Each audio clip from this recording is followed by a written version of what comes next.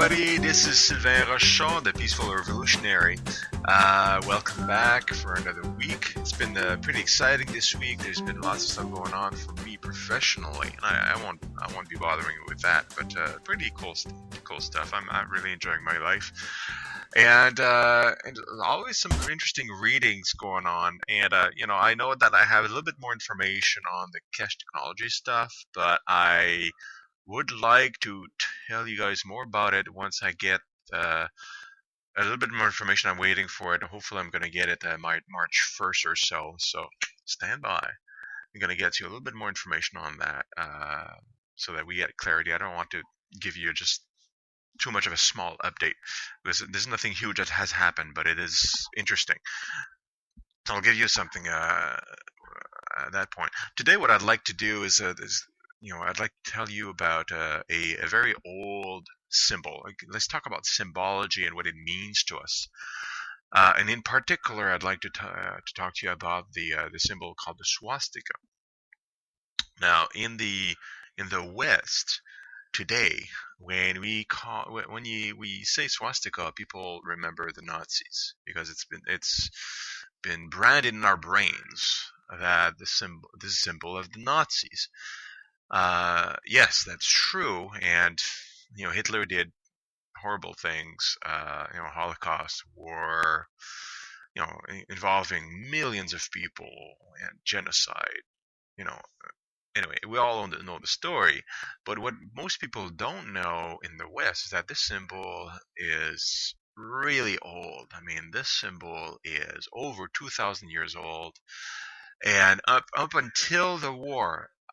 I mean, up until 1930s or so, we were also using it in many cases in the West to show good luck. In fact, swastika comes from Sanskrit. It means to be well. So the symbol was used in the pure swastika that we know. It was used. It was put in the buildings, in building architecture, in tiles. It was engraved and lots of stuff. It was used in Canada and the U.S. To symbolize national hockey teams. Airmen from Britain, U.S., and other countries would put them on their airplanes to give them good luck. Because as you know, back in the day, airplanes were not that safe, so they wanted to have as much luck as possible. These were put on cards to make sure your baby was well. You name it. It's been used as a symbol of luck and of wellness, essentially. Now, again, speaking today, I've been talking to a lot of people in South Korea and Japan, mostly recently. Again, professional reasons, speaking to these people, and we have lots of chats about different things, of course. And I've asked about this, and I'm coming to a point. About the swastika, just asking, what does it mean to them today? And invariably, they say, well, this symbol is all around us. They say it means luck. It's to mean well. All these wonderful meanings. It's a cycle of the seasons. In some cases because of the 4 branches, 4 seasons, things like that. And then I mentioned, well, doesn't it mean also the Nazi Party? And they say no, not at all. Like it's some of the people I've spoke to, they didn't even know that it was associated with Hitler, Germany, and the Nazi Party at all. They're just not part of their history and their knowledge base. The swastika is just all around them to them, and there's nothing wrong with it. It's because the whole story with the Jews and the Nazis, they didn't experience the war the same way over in Japan, for example, and Korea, which was part of the Japanese Empire Protectorate. Back in those days, they remember the war from the Japanese perspective, which was about U.S. imperialism and then fighting the U.S. and the Western imperialism. As they say, and then the war ended, and they remember everything that happened with the U.S. But Germany, they had no contact, they had no beef with them, and it wasn't really part of their news either. Anyway, and we're talking everywhere in the world. We're talking Africa, we're talking India. I mean, the swastika is everywhere. Now, for us in the West, it's for many people it's offending. It's an offending symbol because of Hitler. Now, where I'm getting at is that we're all aware of this, and even though things were terrible for the Second World War, um, this is an international symbol, and we should rehabilitate it, and we should remember it from what it was. Always thinks about positive. If we want to change the world, we want to be a revolutionary people, and to build a society of contentment and happiness, we can't delve on things, on terrible things that have happened. We have to remember them for what's important. Genocide's bad. Don't abuse people. Freedom's good. And all these really neat things. We need to remember those concepts. But the use of a symbol, I think we can kind of go back to the original. And if you read some of Hitler's history and some of his writings, and before he became a monster, he was an artist, and a critique of all of the arts and things like that at the time, and it was pretty brilliant in his own way. He truly believed in what he was doing, and that what he was doing was actually to benefit the humanity, and was confused that everybody else didn't see things the same way he did. Of course, delusions, but it was his way of thinking in his own brain. You know what I mean? Even though it was crazy and sadistic, he thought he was doing the right thing. Like a lot of killers and destroyers, and they think they're doing it for the right reasons, and everybody else is wrong, kind of deal. So he appropriated this symbol that was universal, a symbol of luck and to be well, because he believed that he was healing the planet in his own twisted, maniacal way. So we should remember it as part of history, but we should think about this swastika symbol as we should re-educate ourselves into thinking it as a positive thing. I guess that's my point. And one of the things that triggered this video, because I've been talking about the swastika for a long time. I mean, it's part of my philosophical symbol, and I wear it around my neck all the time.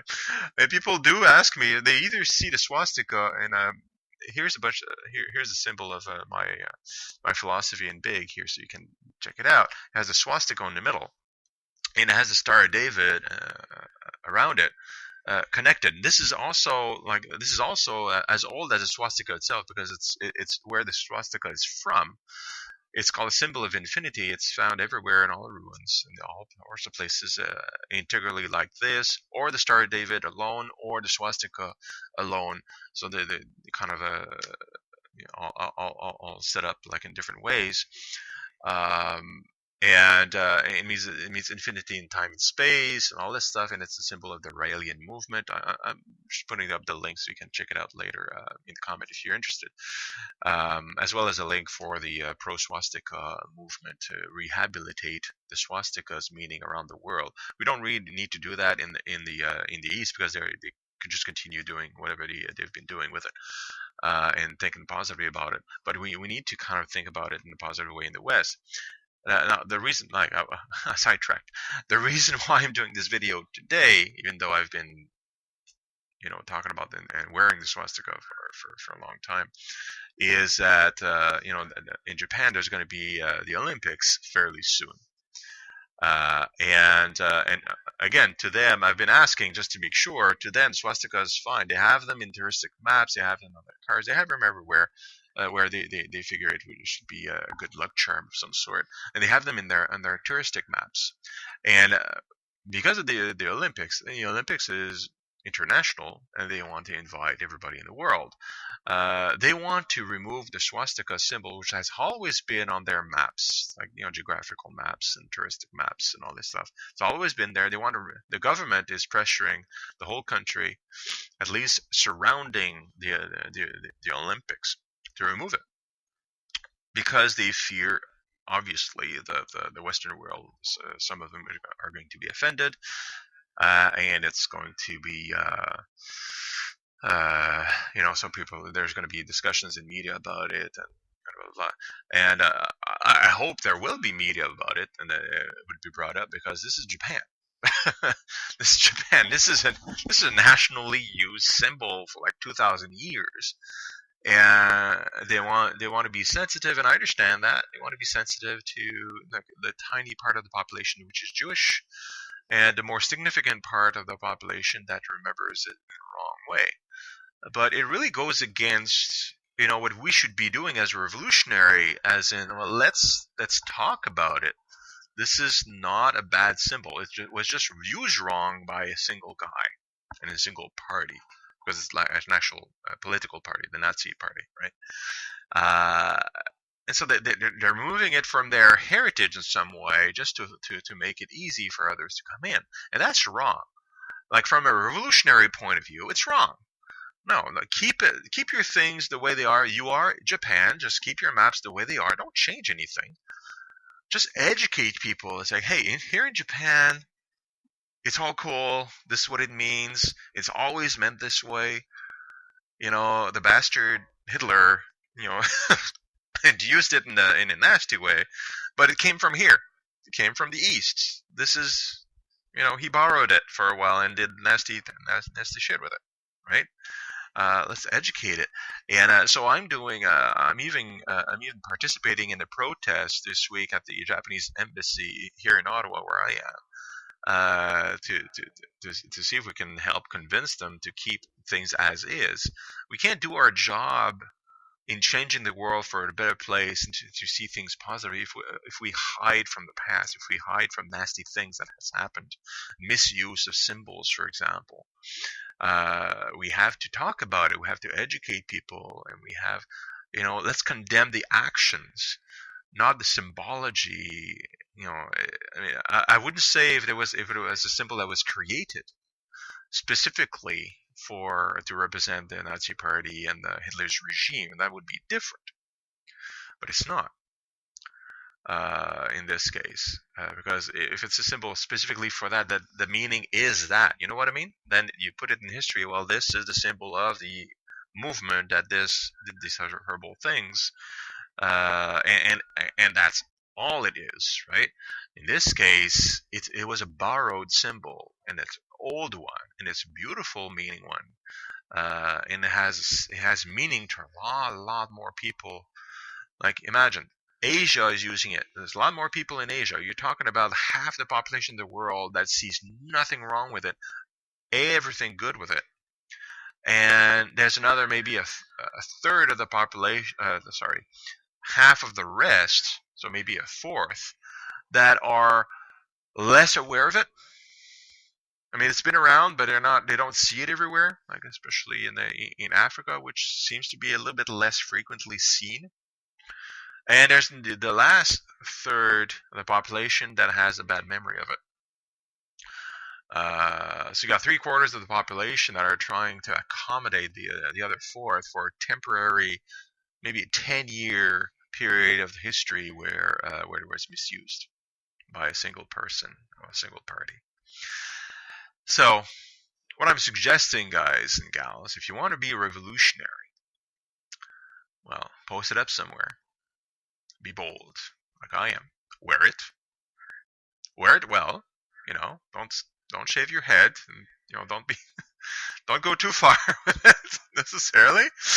But wear it, post it, and as what it's supposed to be: peace, love, harmony, wellness. Right? The good stuff. What we are promoting ourselves to be: people of peace, love, harmony.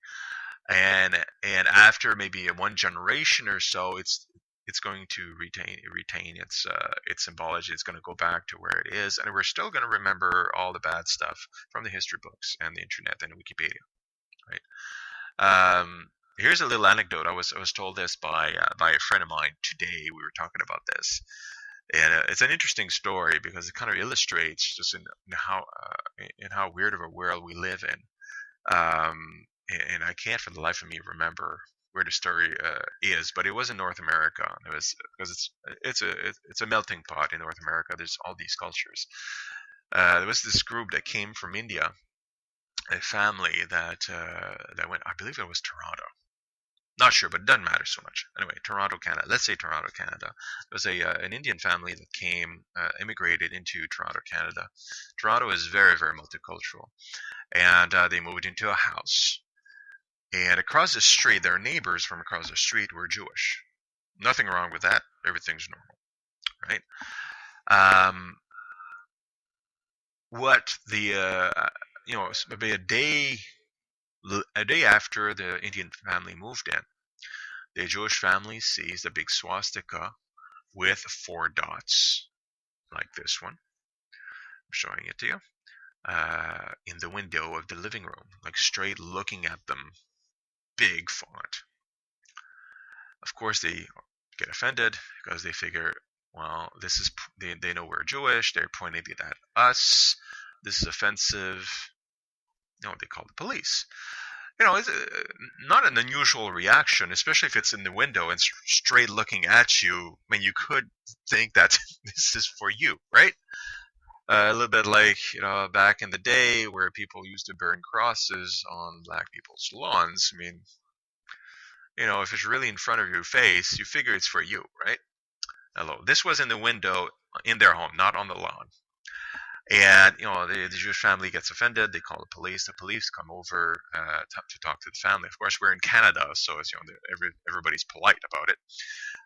Knock on the door, and the Indian family answers, and they're confused about the presence of the police. The police ask them politely about the symbol they have on their window, mentioning that, some people in the neighborhood feel offended. The Indian family who had just immigrated to Canada had no idea that was an offensive symbol in the West at all. They've been using it in their community in India for thousands of years. And the tradition, when they move into a new house, to give it luck, they would put a swastika in a prominent area to essentially give it a blessing. And to kind of give luck to the location, to have a happy family and all these things. So I mean, they weren't doing anything illegal. They were just offending a neighbor up front. So they explained this to the police officer, and of course, in Canada, the religious rights are very well protected. So the police officers, thankfully, didn't do anything with the Indian family. I'm not sure if they took it down. They kept it up. It depends on the sensitivities of the Indian family. If it were me, I would have kept it up because I want to affect change. I want things to move, and by capitulating, you're kind of perpetuating the negativity around the symbol, right? And so you're not really helping people. You need to kind of shake things up a little bit to provoke thought and discussion. And the police officers, obviously, they just went away. They explained it to the Jewish people, who may or may not have felt better, but at least they didn't know the symbol was directed at us, at them. They knew that it was just a traditional thing, and then hopefully, being Canadian themselves, they probably thought, well, okay, they're going to take it down after a while. We're going to meet with them, and not everything's going to be hunky dory because they should be a cool family. It's not, it's an Indian family.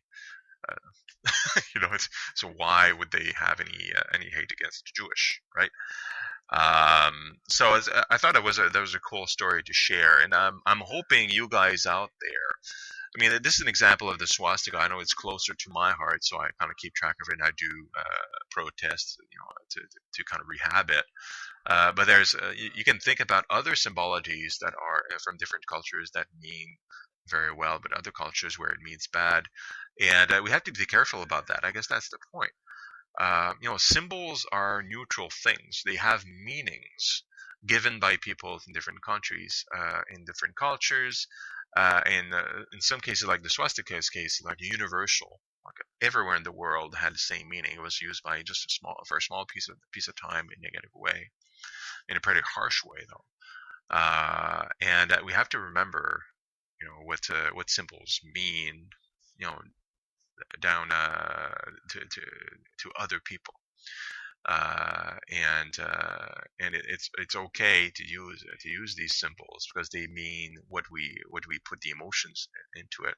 And for the Jewish in the West, it used to be good. We decided at some point, because of the atrocities of the war, we decided that all of a sudden it meant something different.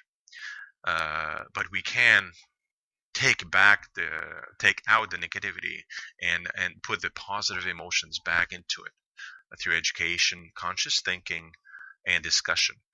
And if we can do that with the swastika, we can change the world. We can do everything we want, and we can, change the minds of the most furious, aggressive individuals into doing something good with their lives, into doing something that has value for all of us. So I'm going to leave you at that thought. Hopefully, I'm hoping I'm actually going to get a few of you guys to do something a little bit about it. Nothing major, but just at least change your own mind about it, and revert it back to the proper meaning. And on the site proswastika.org that I put down below, there's a few videos, information. There's a few videos that kind of explain really quickly, how to use, and they're showing a lot of really nice pictures about how it would use, even by the young Miss Kennedy, wearing Navajo, I think, garb. There's a big swastika at the front, so it's like a big political picture with those things. They were fairly common back in the 30s and prior to that. So, let's rehabilitate the swastika, guys. And in the meantime, while we're doing that, we're rehabilitating ourselves, and that's the most important part. Have a good one, and talk to you next time. Ciao.